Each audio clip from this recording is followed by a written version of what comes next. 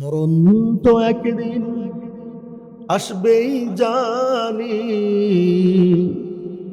মিনতি তোমার কাছে সেই মরণ আমায় দিও।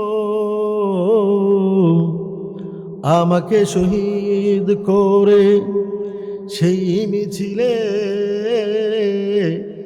শামিল করে নিও।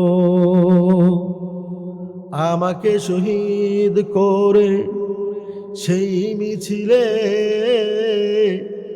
শামিল করে নিও।